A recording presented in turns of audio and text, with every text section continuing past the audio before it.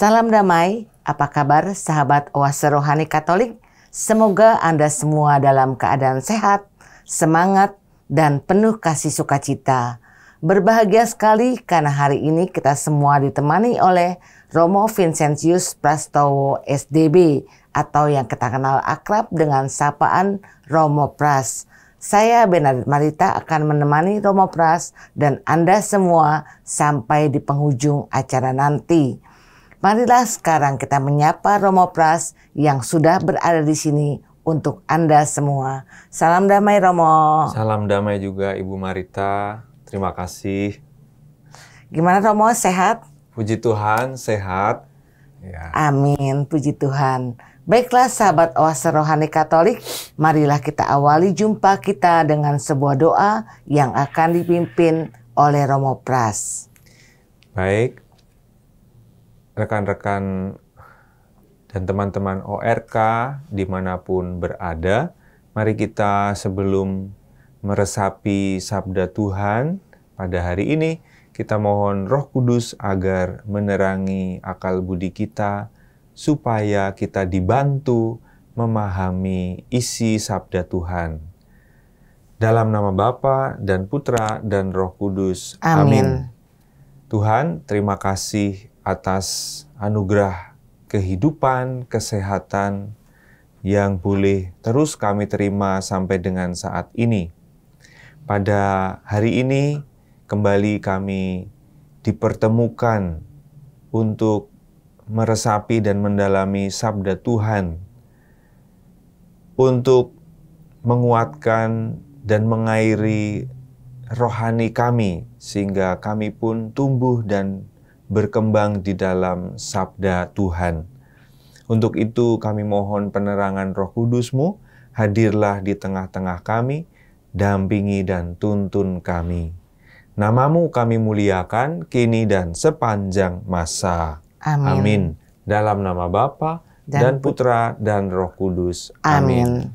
Sahabat Oase Rohani Katolik, antifon pembuka kita untuk hari ini adalah Permaisuri berdiri di sisi Baginda, pakaiannya beraneka warna dan selubungnya berkilau laksana emas. Bacaan hari ini diambil dari Hakim-Hakim bab 6 ayat 11 sampai 24a. Pada zaman para hakim, datanglah malaikat Tuhan dan duduk di bawah pohon terbantin di Ofra, milik Yoas, orang Abiezer. Ketika itu, Gideon anak Yoas sedang mengirik gandum di tempat pemeresan gandum agar tersembunyi bagi orang Midian.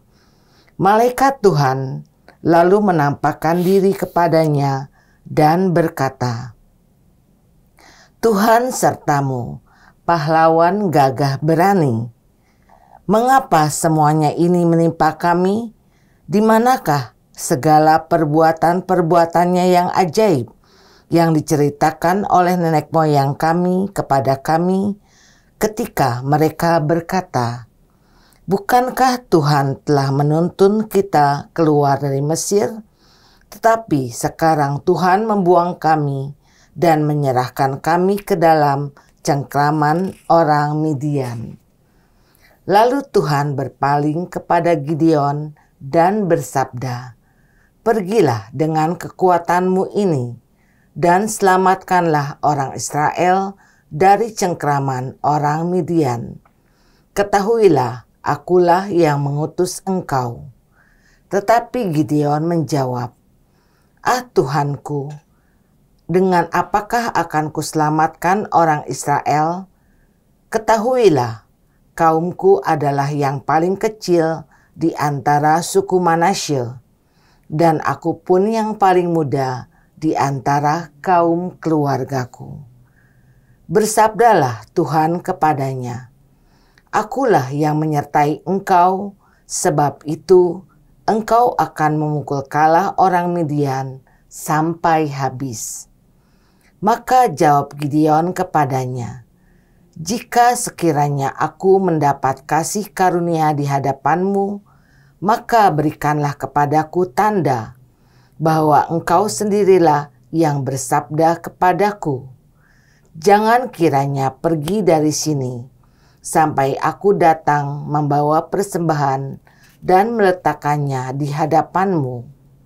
Sabdanya, "Aku akan tinggal di sini sampai engkau kembali." Maka masuklah Gideon ke dalam, lalu mengolah seekor anak kambing dan roti yang tidak beragi dari tepung sifa. Ditaruhnya daging itu di dalam bakul dan kuahnya dalam periuk. Lalu dibawanya kepada malaikat di bawah pohon terbantin dan dihidangkannya. Bersabdalah malaikat Tuhan itu kepada Gideon, "Ambillah daging dan roti tak beragi itu, letakkanlah di atas batu ini, dan tuangkanlah kuahnya." Gideon berbuat demikian. Lalu malaikat Tuhan mengulurkan tongkat yang ada di tangannya. Dengan ujung tongkat itu disentuhnya daging dan roti itu. Maka timbullah api dari batu dan memakan habis daging dan roti itu. Kemudian malaikat Tuhan menghilang dari pandangan Gideon. Maka tahulah Gideon bahwa itu malaikat Tuhan. Ia berkata, "Celakalah aku, Tuhanku Allah, sebab aku telah melihat malaikat Tuhan dengan berhadapan muka." Tetapi Tuhan bersabda kepadanya, "Selamatlah engkau, jangan takut, engkau tidak akan mati."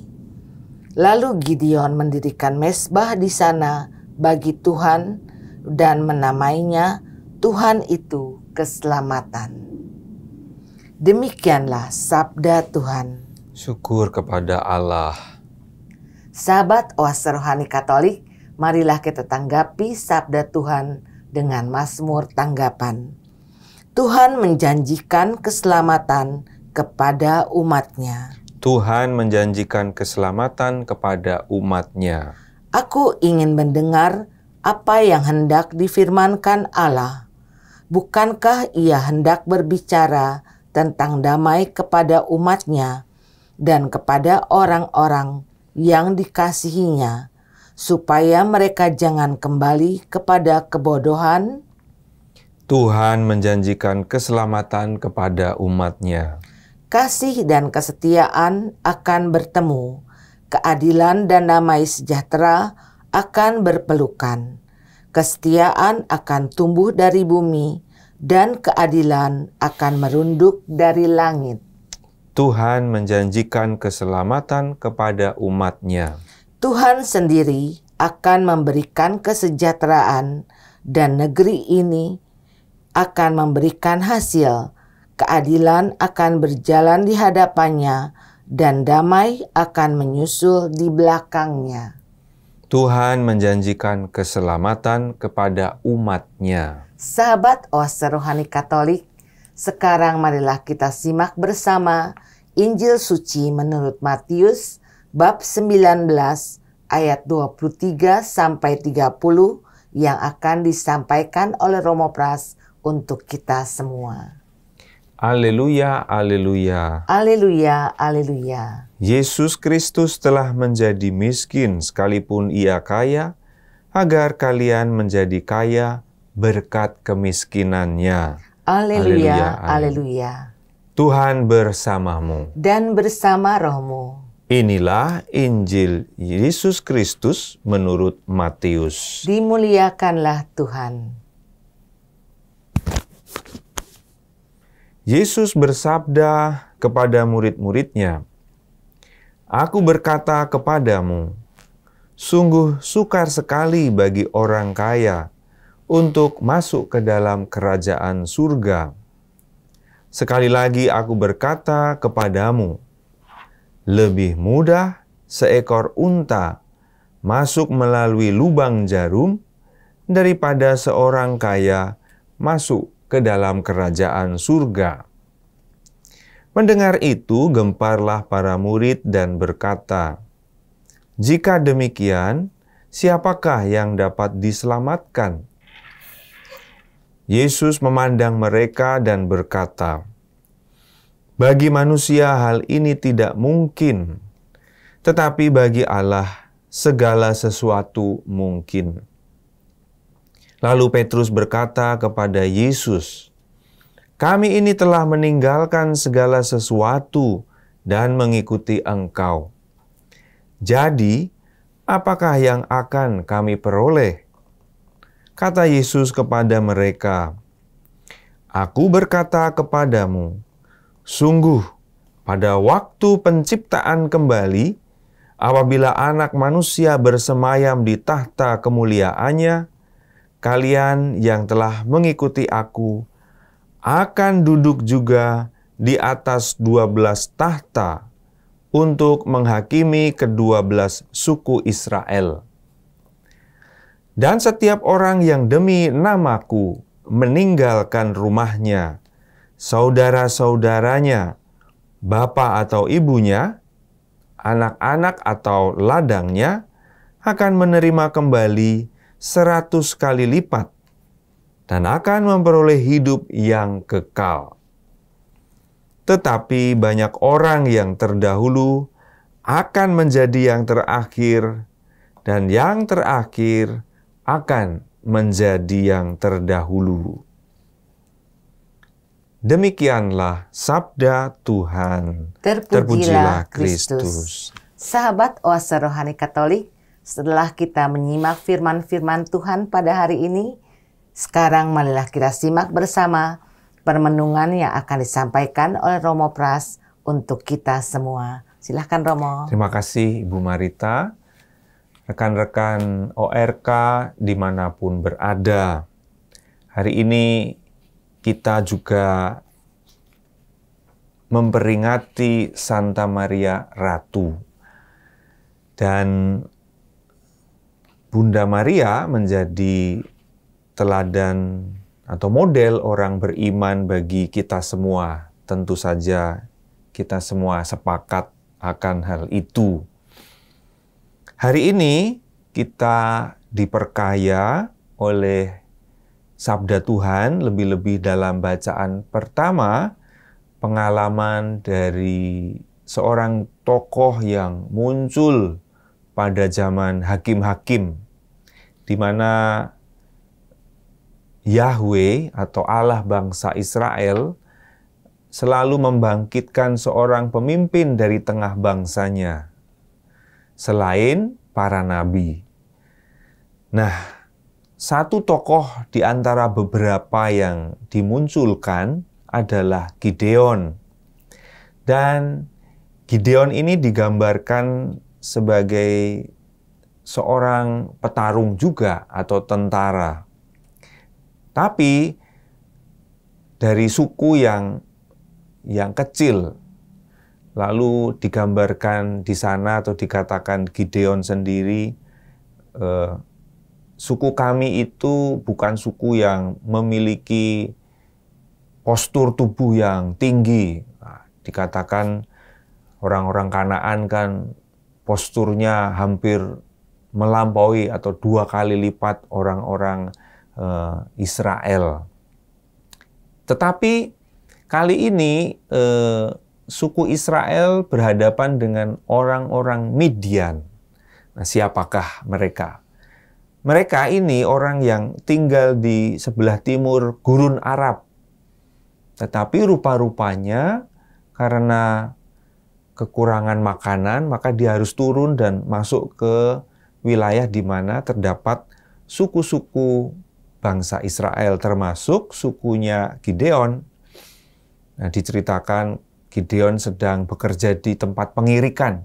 Dan pengirikannya itu sembunyi-sembunyi supaya tidak menarik perhatian orang Midian.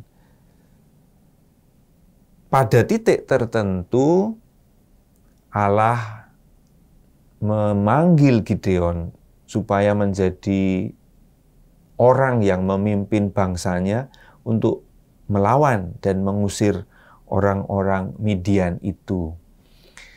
Tetapi rupa-rupanya Gideon ini tidak mudah diyakinkan. Bahkan Gideon ini jatuh ke dalam keraguan-raguan. Apa betul ini Tuhan yang menyuruh? Maka Gideon seperti mencari bukti kalau ini benar-benar Tuhan yang menyuruh. Maka dia menguji orang yang mendatangi dirinya yang adalah malaikat itu dengan menyuruhnya supaya menunggu, supaya dia mengolah makanan. Tapi ternyata juga apa yang dipikirkan atau yang diprediksi tepat. Artinya tidak lari itu malaikat, tapi ditunggu beneran. Wah. Sebenarnya kalau membaca lagi teks selanjutnya, Gideon masih meminta 2 tanda lagi di tempat pengirikan itu. Misalnya, dia minta supaya pagi-pagi itu alat pengirikannya itu basah oleh embun, tetapi tanah di sekitarnya kering. Nah, ternyata terjadilah seperti yang diminta oleh Gideon. Lalu selanjutnya kebalikannya, tanahnya basah dan alat-alat pengirikannya harus ada embun-embunnya. Terjadi juga. Dan akhirnya ya menjadi yakin bahwa ini adalah Tuhan yang menyuruh.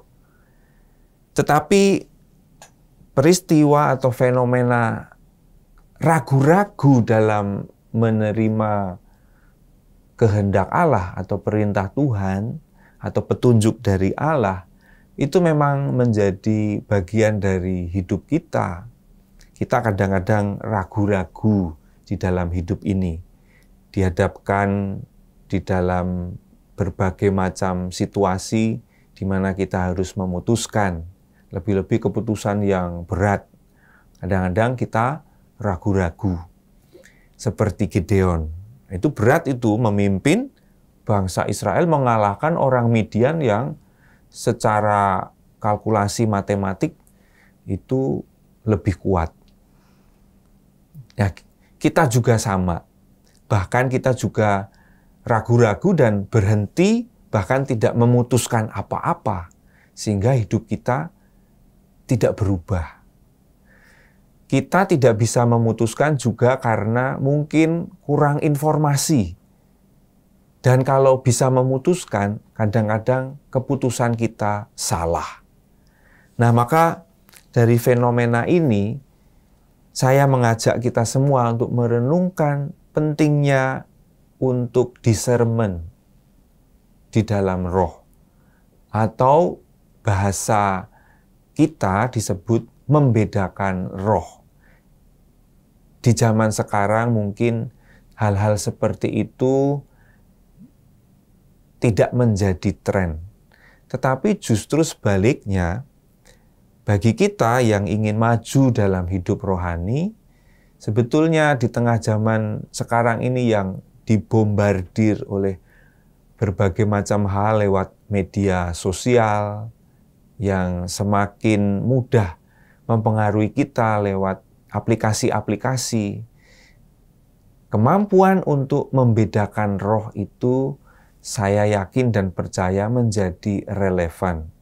Sehingga setiap keputusan yang kita buat benar-benar sungguh keputusan yang baik dan benar dan sesuai dengan kehendak Allah.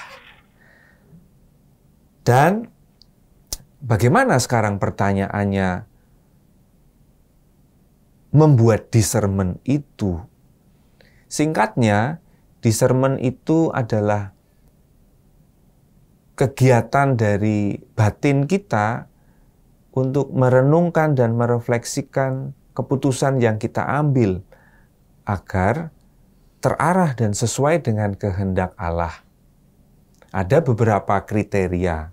Nah, tentu saja bagi rekan-rekan yang familiar dengan metode Ignatian, tentu tidak merasa asing. Tapi kurang lebih beginilah. Jadi, setiap keputusan itu, kriteria yang utama itu apakah keputusan yang kita ambil itu benar-benar menambah kemuliaan Allah. Yang kedua, apakah keputusan itu menambah kebaikan banyak orang? Atau itu hanya untuk kepuasan diri kita sendiri atau ego kita? Apakah keputusan yang kita buat itu melanggar atau tidak melanggar hukum 10 perintah Allah atau perintah gereja? Lalu kemudian bagaimana keputusan itu kita ambil? Apakah itu membuat kita menjadi tenang atau sebaliknya gelisah? Kalau benar-benar itu membuat kita mantap, berarti boleh dikatakan itu adalah terarah kepada Allah. Tetapi jika kita masih ragu-ragu, bimbang, malah gelisah, biasanya seorang pembimbing rohani menganjurkan supaya yang bersangkutan mengulang kembali proses itu. Nah, kira-kira begitu. Lalu kalau kita meloncat kepada adegan di dalam bacaan Injil, bolehlah kita hubungkan begini. Kira-kira Yesus itu sebenarnya sudah menunjukkan keputusan yang harus diambil oleh orang muda tadi, itu sudah jelas. Tetapi mungkin orang muda tadi belum berani atau masih ragu-ragu. Katakanlah Yesus memerintahkan atau menganjurkan anak muda tadi yang ingin mencari kehidupan kekal tadi, ya kembali lagi dan ulangi pembedaan rohmu atau discernmentmu supaya kamu tidak ragu-ragu lagi. Karena sungguh berat konsekuensinya. Dikatakan anak muda tadi, anak muda yang tidak sembarangan, anak muda yang kaya. Anak muda yang juga sangat mentaati hukum Taurat. Tetapi ketika Yesus menawarkan dan menganjurkan pilihan yang radikal, menjual segala miliknya, berikanlah kepada orang miskin dan ikutilah aku, dia menjadi mundur, dia menjadi sedih, dan tidak bisa memutuskan seperti yang diharapkan oleh Yesus. Kita ambil positifnya, anak muda itu kembali dan berpikir lagi dan berproses lagi. Nah, semoga cerita anak muda itu juga menjadi cerita kita semua, supaya kita berani menjawab tantangan Tuhan untuk berani mengambil keputusan yang radikal, yang sungguh-sungguh sesuai dengan kehendak Allah, berguna bagi masyarakat banyak, berguna bagi gereja, dan tentu saja itu meminta pengorbanan. Kalau tidak siap berkorban, artinya belum siap untuk mengikuti Kristus, atau belum siap untuk membuat keputusan-keputusan seperti yang Kristus lakukan. Jadi ini seperti insight terinspirasi oleh tokoh Gideon dan juga adegan dari orang muda tadi, supaya sebelum membuat keputusan-keputusan yang fundamental, alangkah baiknya supaya kita jangan salah memilih dan memutuskan, kita harus membuat discernment atau pembedaan roh. Artinya supaya keputusan yang kita ambil benar-benar terarah kepada Tuhan, sesuai dengan kehendak Tuhan, memiliki manfaat bagi orang banyak, bagi masyarakat tentu saja, dan bukan sebaliknya, hanya untuk kepuasan diri sendiri dan egoisme pribadi. Saya pikir itu insight yang bisa kita lemparkan kepada kita semua untuk menjadi permenungan bersama. Saya kira itu Ibu Marita yang boleh saya ungkapkan, terinspirasi dari Sabda Tuhan dan bacaan pertama hari ini. Terima kasih Romo Pras. Romo, apakah teladan yang dapat kita ambil dari Gideon, dari sikap-sikapnya Romo? Ya, kalau dari Gideon sendiri, kita mengambil manfaat atau teladan dari dirinya, bahwa akhirnya dia mengambil keputusan untuk, ya aku mau untuk memimpin bangsa Israel ini melawan orang-orang Midian. Tentu saja dia merasa kurang percaya diri, ragu-ragu. Akan tetapi ketika berproses, saya yakin dalam batin Gideon tumbuh iman itu, tumbuh ketenangan itu. Karena dia sungguh-sungguh yakin dan percaya, sekalipun dirinya itu kecil, bangsanya juga bukan bangsa yang kuat seperti orang-orang Midian, tetapi tahu bahwa Allah ada di belakang dirinya, maka dia maju saja. Dan itu yang kemudian mengubah cerita sejarah bangsa Israel teristimewa ketika mengusir bangsa Midian itu. Jadi berani karena memiliki iman, Tuhan ada di belakang kita. Terima kasih Romo Pras. Gideon menjadi berani karena imannya ya Romo ya. Baiklah sahabat Oase Rohani Katolik, kita cukupkan dulu perjumpaan kita di bagian pertama dari siaran Oase Rohani Katolik. Dan kami akan kembali setelah jeda berikut ini.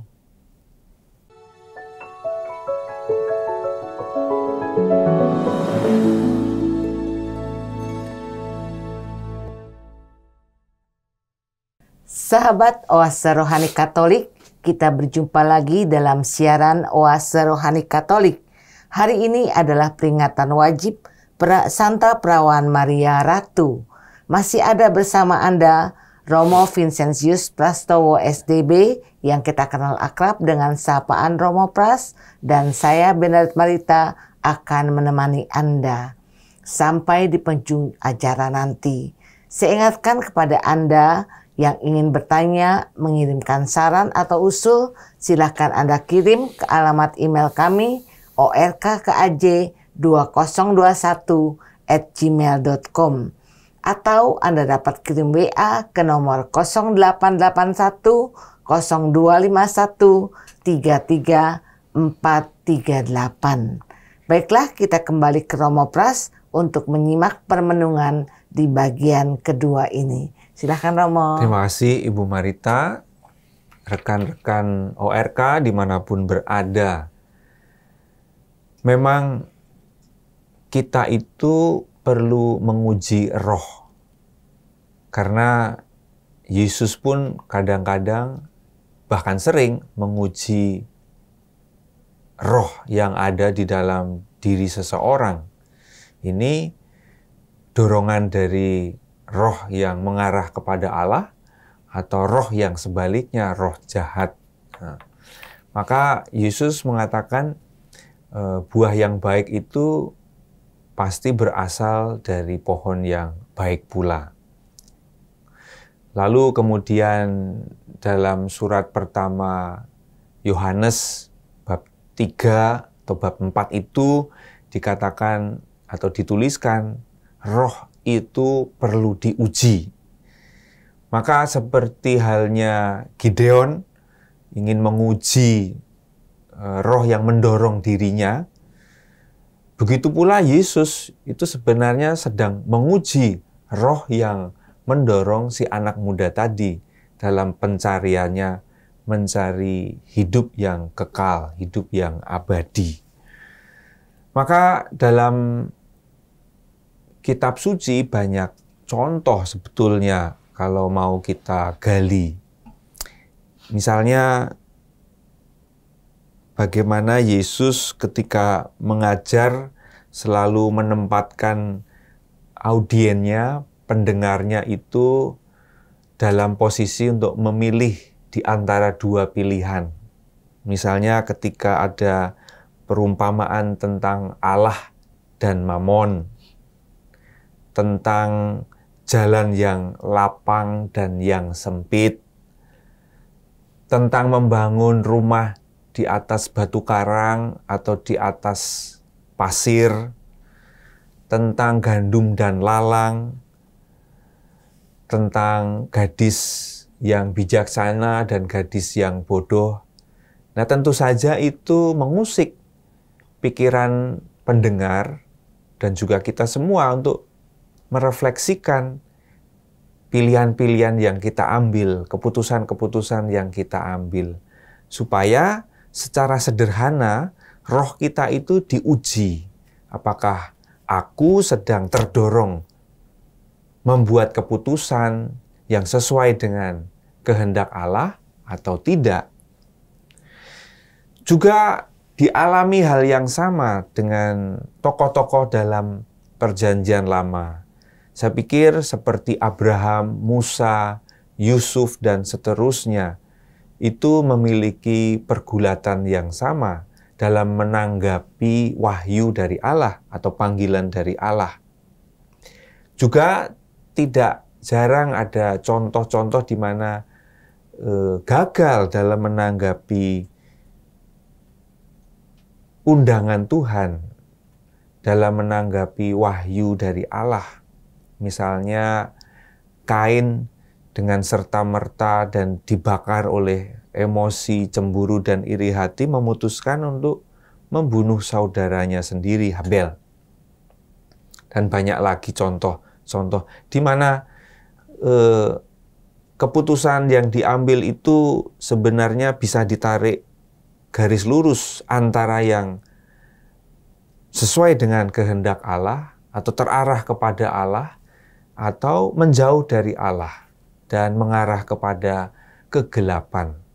Tentu saja mudah sekali untuk membedakan apa karya roh itu, apalagi kalau dilihat dari kacamata Paulus. Karya kedagingan atau karya roh jahat itu ya iri hati, kebencian, dengki, balas dendam. Sedangkan karya roh Allah atau roh kebaikan, ya cinta kasih, pengampunan, perdamaian, pengertian, kesabaran, dan seterusnya. Nah, tetapi untuk sampai kepada kemampuan seperti itu, kadang-kadang kita itu harus melalui beberapa proses. Kita sendiri juga harus meluangkan diri, ya, mengambil jarak dari keramaian dunia untuk bisa betul-betul mencari kehendak Tuhan. Memang ada waktu di mana memutuskan apa yang harus kita lakukan itu bisa cepat serta-merta. Tetapi ada pula hal-hal yang menuntut di dalam diri kita untuk duduk diam, merenung, lalu kemudian menimba banyak masukan, informasi dari orang-orang bijaksana, teman-teman keluarga kita, sehingga kita semakin diterangi dan semakin jelas mana arah yang benar dan yang baik. Tetapi jangan lupa juga ada momen yang juga sangat sulit ketika kita harus memutuskan, tetapi seperti kering, tidak ada dorongan roh yang ada di dalam diri kita. Nah, di situ kita dituntut untuk memisahkan, ya, mana yang baik, mana yang buruk, alasan-alasan mana yang sesuai dengan kehendak Tuhan, alasan-alasan mana yang kok terlalu egois, terlalu memihak kepada sikap-sikap kedagingan kita, lalu kemudian terus-menerus kita bawa ke dalam doa. Nah, biasanya itu keputusan-keputusan yang sulit, yang pribadi yang bersangkutan merasa kering, tidak ada tuntunan roh. Nah, biasanya harus seperti itu. Jangan buru-buru memutuskan, harus diulang, terus dibawa di dalam doa. Sampai betul-betul kita merasa yakin, kita merasa tenang memutuskannya.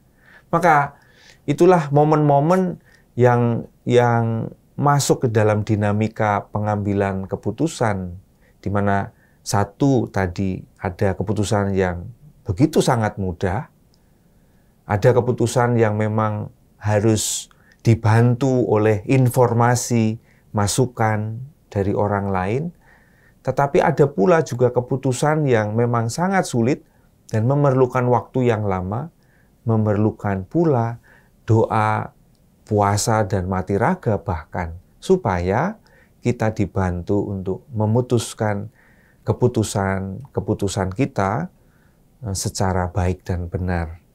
Nah, itulah hal-hal yang mungkin bisa saya ungkapkan di dalam dinamika discernment atau pembedaan roh itu. Dan itu sangat penting. Jangan-jangan karena roh jahat itu bisa berkamuflase ya, seolah-olah kita melakukan hal-hal yang baik, luhur, mulia, tetapi ekornya atau pada ujung-ujungnya kita mengambil kesempatan itu, kita dibelokkan oleh kesempatan untuk menjadi terkenal misalnya, untuk supaya kita diuntungkan secara pribadi, untuk memenuhi egoisme pribadi kita yang bisa menyelinap kapanpun juga. Maka itu harus hati-hati karena roh jahat dan roh Allah itu berkompetisi setiap detik di dalam keputusan-keputusan yang kita ambil. Maka pembedaan roh itu sangat penting di dalam dunia masyarakat kita sekarang ini, agar kita jangan salah memutuskan, agar kita jangan salah memilih. Maka dengan tidak salah memilih dan tidak salah memutuskan, saya yakin dan percaya kerajaan Allah, kehidupan kekal, harta yang surgawi itu akan kita miliki. Demikian Ibu Marita dari saya. Terima kasih Romo Pras. Baik. Romo, apakah perbuatan baik kita dapat menjamin akan mendapatkan balasan yang baik juga dari Tuhan dan kehidupan kekal, Romo? Oh iya, tentu saja ada hukum tabur tuai kalau kita ingat hal itu dan familiar. Jadi apa yang kita tabur itulah yang kita tuai. Lalu kalau kebaikan dan kebenaran yang kita tabur, maka kita akan menuai juga kebaikan dan kebenaran yang kita tabur. Bukan berarti terus kita terbebas dari berbagai masalah. Tidak.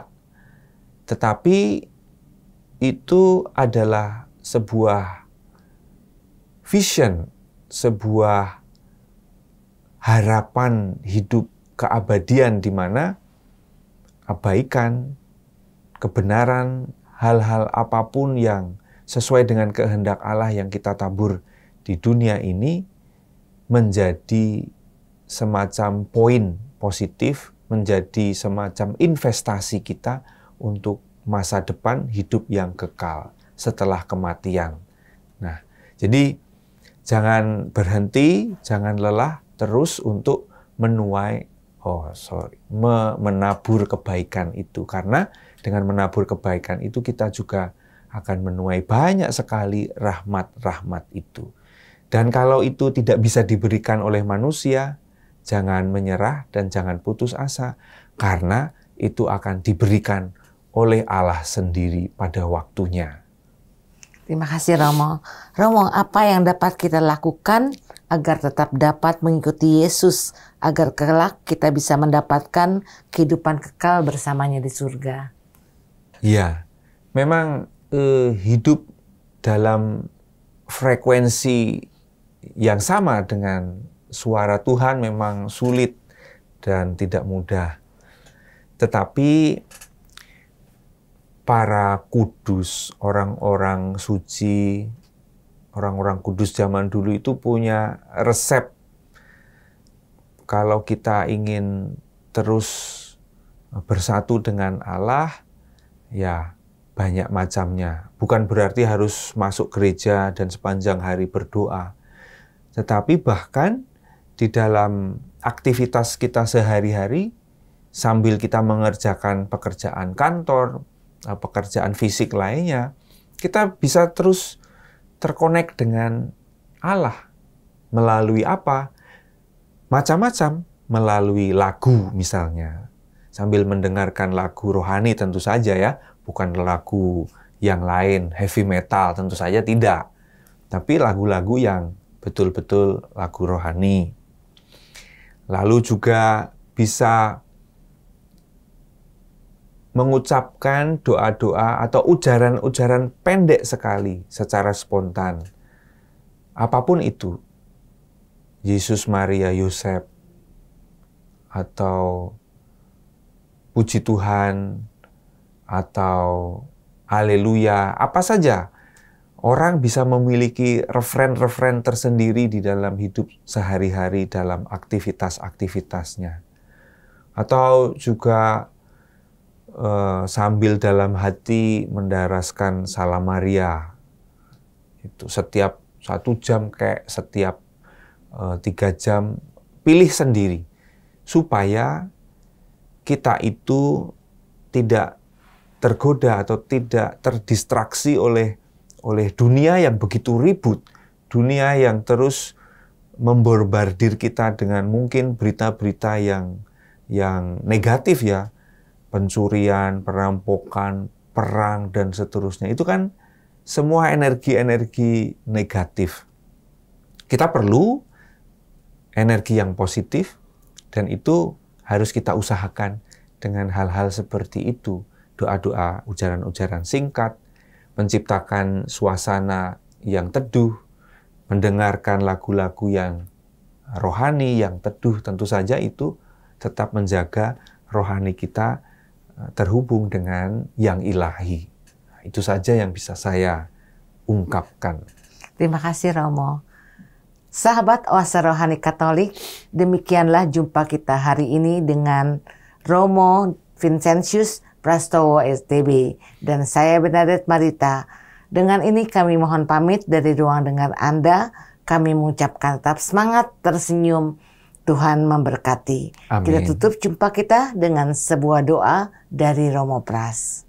Teman-teman ORK dimanapun berada, mari kita menutup rangkaian acara kita dengan mengucap syukur atas apa saja yang kita terima dari Tuhan hari ini.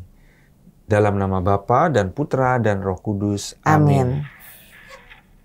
Allah yang Maha Rahim, kami semua berterima kasih atas rahmat kehidupan, tetapi lebih-lebih atas inspirasi Roh Kudus yang selalu menemani hidup kami hari demi hari, juga teruntuk hari ini. Semoga sabda Tuhan yang kami resapi hari ini memperkaya hidup kami, dan Roh Kudus terus menuntun langkah-langkah hidup kami, sehingga kami dapat terus dalam karya sehari-hari kami dimanapun kami berada, tetap dekat dengan Tuhan, tetap dekat dan melekat pada pokok anggur yang benar. Namamu kami muliakan, kini dan sepanjang masa. Amin. Amin. Tuhan bersamamu. Dan bersama rohmu. Semoga saudara-saudari sekalian dimanapun berada, selalu dibimbing, dilindungi, dan diberkati oleh Allah yang Maha Kuasa, Bapa dan Putra dan Roh Kudus. Amin. Amin. Terima kasih Romo. Sama-sama Ibu Marita. Sahabat Oase Rohani Katolik, sampai jumpa lagi di siaran Oase Rohani Katolik berikutnya. Tuhan memberkati.